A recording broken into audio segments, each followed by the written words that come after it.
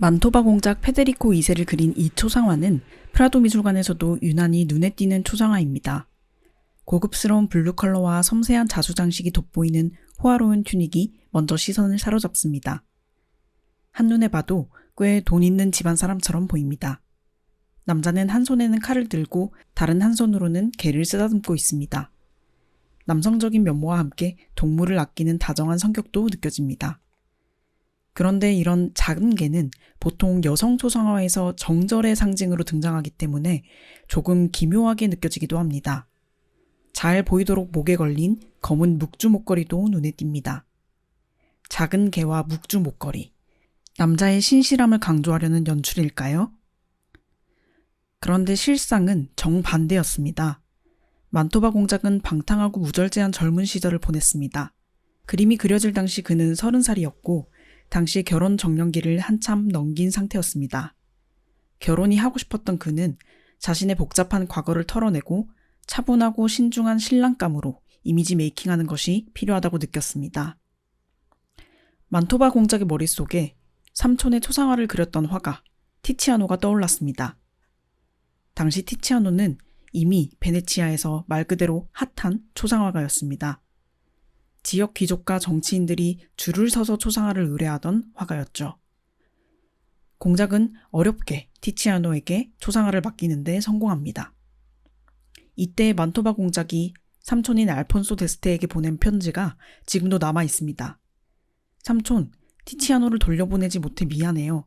그가 제 초상화를 이미 시작했는데 전 이 그림이 꼭 완성되기를 간절히 바라고 있습니다. 노련한 티치아노는 겉보기엔 자연스럽고 담백한 이 초상화 안에 결혼 상대로서의 매력을 하나하나 세심하게 담아냅니다.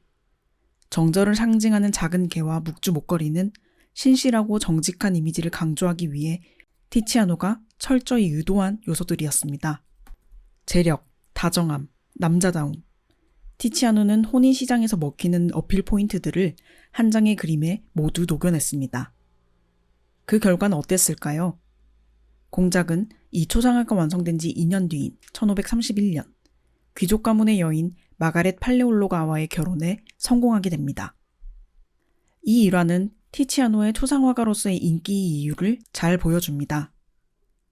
티치아노는 초상화 속에 대상의 장점은 극대화하고 결점은 특별함으로 바꾸어 담아냈습니다.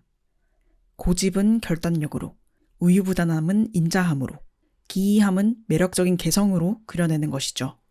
과장이나 미화의 흔적은 세련된 붓질 속에 자연스럽게 감춰졌습니다.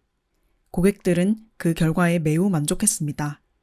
티치아노라는 이름은 귀족들 사이에서 입소문을 타고 더 멀리 퍼졌고 그의 인기는 하늘을 찌르게 됩니다. 카를 5세는 16세기 유럽을 대표하는 가장 강력한 군주 중 한 명입니다. 1516년 16살의 나이에 외조부 페르난도 2세의 뒤를 이어 스페인 왕위에 오르며 카를로스 1세가 되었고 1519년에는 할아버지 막시밀리안 1세의 사망 이후 신성 로마 제국 황제 카를 5세로 선출됩니다. 이로써 그는 합스부르크 왕가, 플랑드르 지역, 스페인 왕국, 신성 로마 제국의 왕관을 동시에 보유하게 되었고 그의 지배 아래 있던 영토는 플랑드르, 나폴리, 시칠리아, 밀라노, 아메리카 대륙의 광대한 식민지에 이르기까지 점점 더 확장되어 갔습니다. 카를 5세는 해가 지지 않는 제국이라 불리는 유럽 역사상 가장 광범위한 영토를 통치한 군주가 됩니다. 최고의 왕과 최고의 초상화가의 만남은 피할 수 없는 운명이었을지도 모릅니다. 1530년 카를 5세는 교황으로부터 신성 로마 황제의 대관을 받기 위해 볼로냐를 방문하는데 이때 베네치아 대표단과 함께 티치아노도 볼로냐에 머물게 됩니다.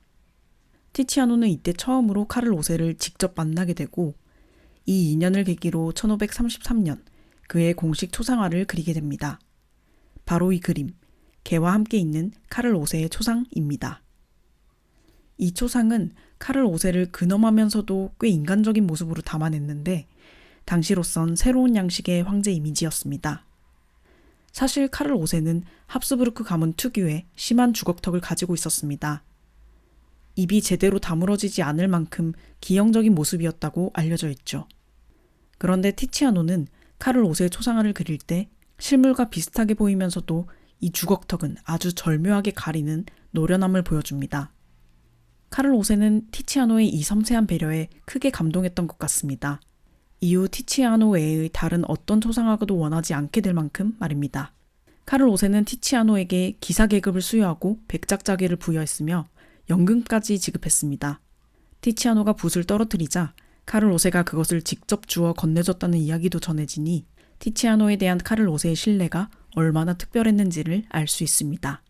카를 5세의 전폭적인 지지 아래 티치아노는 16세기 유럽에서 가장 영향력 있는 국제적인 궁정 초상화가로 자리매김하게 됩니다.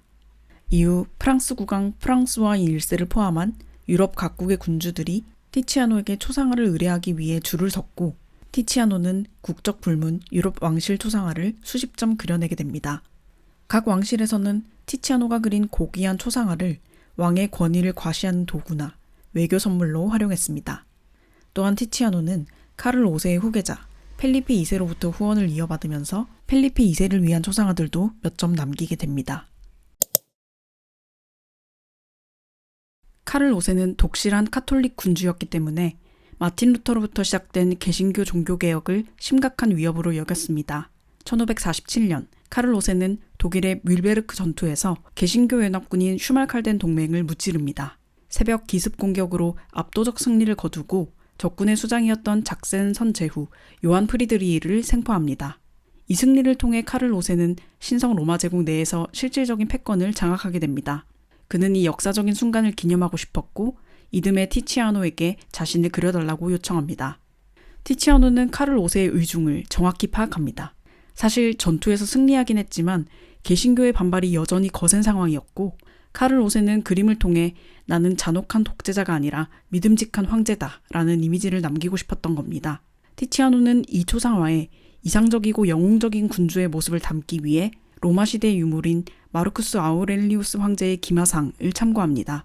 기원 후 180년경 제작된 이 청동 조각상은 황제의 위엄을 보여주는 대표적인 작품이었습니다. 티치아노는 달리는 말 위에 앉은 황제의 당당하고도 여유로운 자세를 그대로 빌려왔습니다. 그리고 황혼역의 부드러운 빛으로 카를 5세의 인자하고 평화로운 성품을 표현했습니다.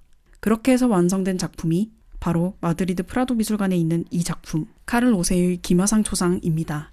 티치아노는 카를 5세를 위풍당당하며 슬기로운 군주의 모습으로 그의 최고 전성기, 정점의 모습을 포착해 담아냅니다. 하지만 이후의 실상은 이 초상화가 담아낸 여유롭고 당당한 황제의 모습과는 조금 달랐습니다.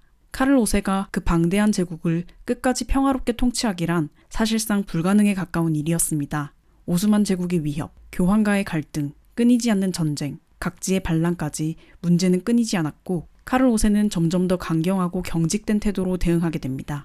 밀베르크 전투 이후에도 개신교의 확산세가 꺾이지 않자 그는 피해 칙령을 내려 개신교 신자들을 더욱 혹독하게 탄압했고 다른 문제들에 대해서도 독선적인 통치를 이어갔습니다. 이 강압적 통치는 결국 악수였습니다. 반자교으로 반발이 커졌고 심지어 카톨릭 내부의 지지도 서서히 약화됩니다. 카를 5세는 유럽 전역을 다스리는 일이 얼마나 고된 일인지 끝내 뼈저리게 깨닫게 됩니다. 왕위에 오른 지 40년, 56세에 그는 신경쇠약 증세까지 겹쳐 스스로 퇴위를 선언합니다. 제국을 동생과 아들에게 나누어 넘기고 스페인 서남부의 수도원으로 들어갑니다. 그곳에서 마지막 2년을 조용히 보내며 생을 마감하게 됩니다.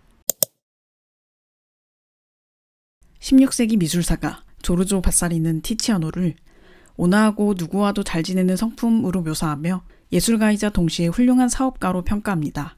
티치아노는 영리했고 부드러운 처세술과 현실 감각을 갖춘 사교적인 예술가였습니다. 예술가로서의 고집을 부리고 까칠하고 논쟁적인 성격이었던 미켈란젤로 같은 동시대 화가들과 달리 티치아노는 고객이 원하는 바를 정확히 파악하고 그 목적을 충실히 달성해주는 고객 맞춤형 화가였습니다. 후원자의 요구와 정치적 상황에 맞춰 구도나 연출을 수정하거나 주제를 바꾸는 유연함도 있었습니다. 궁정 초상화를 그릴 때에는 정치적 메시지를 시각화하는 프로파간다 초상화가로서의 역할을 탁월하게 수행했죠. 이렇게 유연하고 신중한 태도 덕분에 황제 카를 5세나 필리페 2세 같은 강력한 후원자들과도 갈등 없이 장기간 관계를 유지할 수 있었습니다. 그렇지만 티치아노가 단순히 맞춰주기만 하는 아부형 화가는 아니었습니다. 원하는 바를 명확히 하고 커리어를 스스로 설계해 나간 능동적이고 계획적인 인물이었습니다. 작품 가격을 높게 책정해 자신의 가치를 전략적으로 높여갔고 신임을 얻은 후원자와의 관계를 발판 삼아 더 많은 고객을 끌어들였습니다. 특정 왕실의 전속 화가로 매이기보다는 국제적으로 자유롭게 활동하는 것을 선택함으로써 베네치아를 넘어 합스부르크 왕실, 로마 교황청, 유럽 각지의 귀족과 왕실들로 고객풀을 넓힐 수 있었습니다. 후원의 기반 위에서 안정적인 수입원을 갖춘 티치아노는 토지와 부동산을 소유했고 베네치아에서 상당한 부를 쌓았습니다. 귀족 가문 출신은 아니었지만 자연스럽게 베네치아 사교계의 일원이 되었습니다. 티치아노는 귀족들과 어울려 예술과 정치에 대한 대화를 나눌 만큼 지식과 교양을 갖추고 있었고 옷차림과 생활에서도 고급스러운 취향을 보였습니다. 특히 피에트로 아레티노라는 인물과 절친한 관계를 유지하면서 그의 초상화도 여러 점 그렸는데요. 아레티노는 당시 르네상스 이탈리아의 예술 정치계에서 막대한 영향력을 행사한 중심 인물이었습니다. 티치아노가 귀족과 외교관, 교황, 황제 같은 고객들과 원만한 관계를 유지하면서 그들이 좋아할 만한 고급스럽고 세련된 감각을 작품에 담아낼 수 있었던 것은 바로 그 커뮤니티에 스스로가 속해 있었기 때문일 것입니다. 프라도 미술관에서 만나볼 수 있는 티치아노의 또 다른 초상화를 소개하면서 마무리하려 합니다.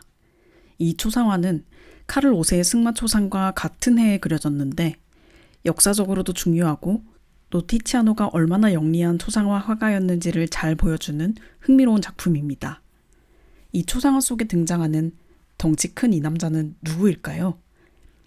바로 카를 5세가 승리한 그 전투, 뮬베르크 전투에서 처참히 패배한 신교도 지도자 요한 프리드리히입니다. 여기서 궁금해집니다. 적군의 수장, 포로, 패자의 초상화는 왜 그려졌을까요? 이 그림을 티치아노에게 의뢰한 사람은 카를 5세의 여동생이자 훗날 헝가리 여왕이 되는 메리입니다. 메리는 티치아노에게 뮬베르크 전투 직후에 요한 프리드리히의 모습을 남겨달라고 요청합니다. 패자의 모습을 기록함으로써 승리를 기념하고 황제의 권위를 과시하려는 목적이었습니다. 승리를 축하하는 왕실 행렬에서 이 그림을 들고 황제의 뒤를 따르게 하기 위해 그려졌다는 설도 있습니다.